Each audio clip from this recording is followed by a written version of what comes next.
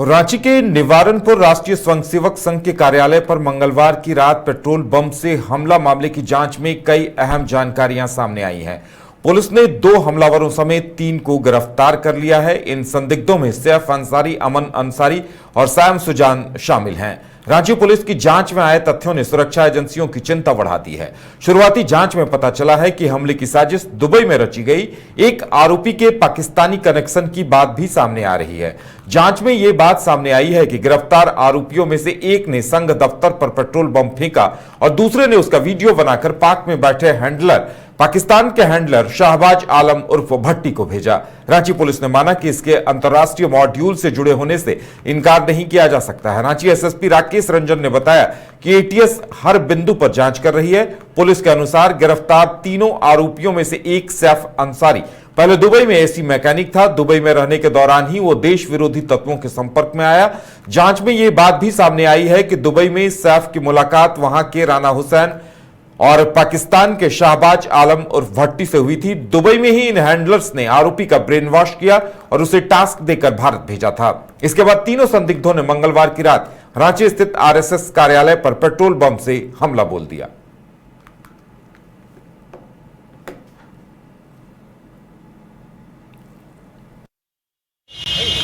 अरे अभी नहीं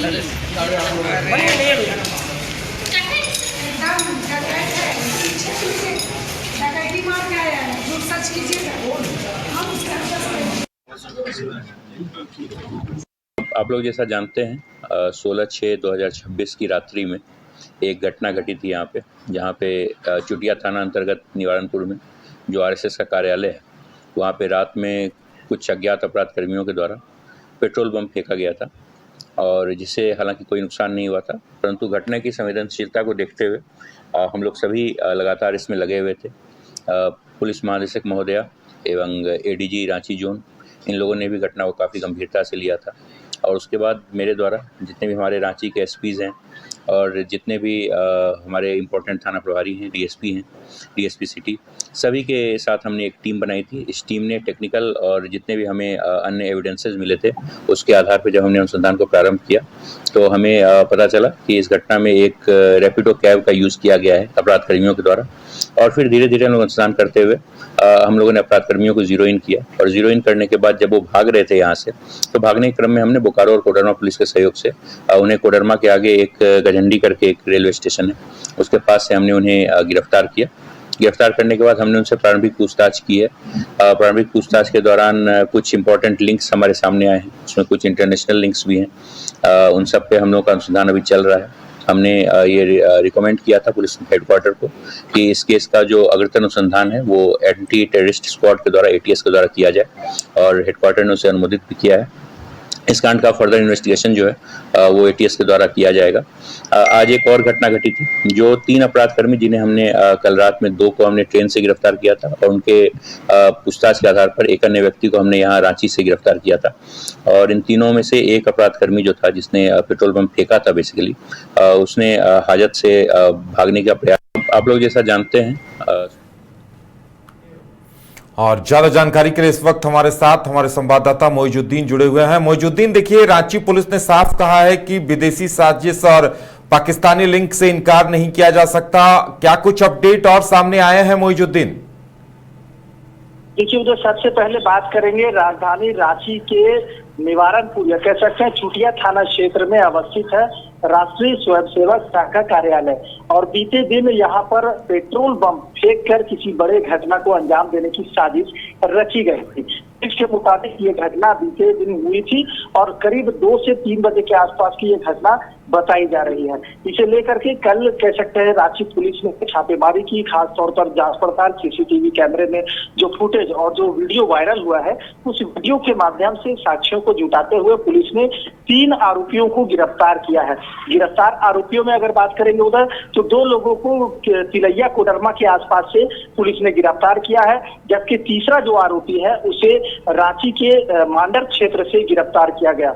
गिरफ्तारी से पहले जब तीनों अपराधियों को रांची पुलिस ने गिरफ्तार किया, तो उसमें से एक लड़का जो है बताया जा रहा है, पुलिस ने बताया है कि सैफ नामक जो लड़का है वो पुलिस की हाजत से रांची कोतवाली थाने के वॉशरूम से, वहाँ जो बाथरूम है, बाथरूम में शौच करने के बहाने से वो बाथरूम जाता है और वहाँ से पीछे की खिड़की से तोड़कर शीशे का जो एक वहाँ पे ये बना हुआ था, शेड बना हुआ था, उसे तोड़कर वो वहाँ से फरार हो जाता है। और ऐसे में गुप्त सूचना के आधार पर पुलिस को ये खबर मिलती है, तो जो आरोपी है वो रांची छोड़कर लोहरदगा की ओर भाग रहा है और इसी बीच उसे मांडर थाना क्षेत्र से गिरफ्तार किया गया। और जैसे ही वो आरोपी गिरफ्तार होता है, वो पुलिस का तमंचा, पुलिस का जो रिवॉल्वर पिस्टल होता है, वो छीनकर भागने लगता है। इस बीच दोनों के बीच फायरिंग होती है और रांची पुलिस जो है, उन्होंने बताया, रांची के सिटी एसपी ने बताया कि इसी बीच आरोपी के पैर में गोली मारकर उसे काबू में किया गया और उसे फिर से दोबारा गिरफ्तार किया गया और गिरफ्तारी के बाद उसे इलाज के लिए रिम्स अस्पताल भेजा गया है। इसके पश्चात तमाम कह सकते हैं जो साक्ष्य है, उन तमाम साक्ष्यों को पुलिस खंगाल रही है। इतना ही नहीं, कहा कि हो सकता है, उन्होंने आशंका जताया है कि हो सकता है कि किसी बड़े घटना को अंजाम देने की साजिश रची गई थी और खास तौर पर रांची के राष्ट्रीय स्वयंसेवक संघ पर कार्यालय पर जिस तरह से जो घटना हुआ है, इससे कहीं ना कहीं इनकार नहीं किया जा सकता है कि किसी की संदिग्ध व्यक्तियों का हाथ हो सकता है। ऐसे में फिलहाल रांची पुलिस ने कहा है कि इसको लेकर के हम एसआईटी टीम गठित करके उच्च स्तरीय जांच कराएंगे। लेकिन उनका सबसे बड़ा विषय ये हो सकता है कि अगर आरएसएस कार्यालय की तरफ अगर इस तरह से घटना को अंजाम देने का नाकाम कोशिश है, तो कहीं ना कहीं अंदेशा लगाया जा सकता है कि हो सकता है कि इसमें कोई बाहरी शक्तियों का हाथ जरूर हो। और ऐसे में अगर पुलिस एसआईटी या फिर एनआईए की तरफ अगर आगे बढ़ती है, तो जाहिर सी बात है ये मामला फिर सेंट्रल का हो जाएगा। और जब आईएसआई जैसे संगठनों की अगर बात सामने आती है, तो उसके लिए महत्वपूर्ण होता है कि एसआईटी के बजाय एनआईए की जांच की टीम लगाई जाए। और फिलहाल अगर जैसे ही एनआईए की टीम अगर जांच में लगती है, तो कहीं ना कहीं कई बड़े खुलासे भी हो सकते हैं, ऐसा संभावना जताया जा सकता है। चलिए मोइज, हमारे साथ जुड़ने के लिए और तमाम जानकारी देने के लिए आपका बहुत बहुत धन्यवाद। तो अभी पुलिस इस पूरे मामले की जांच कर रही है और आगे कई और भी बड़े खुलासे हो सकते हैं। घर रहने का मकान भर नहीं, ये खुशियों की तिजोरी है।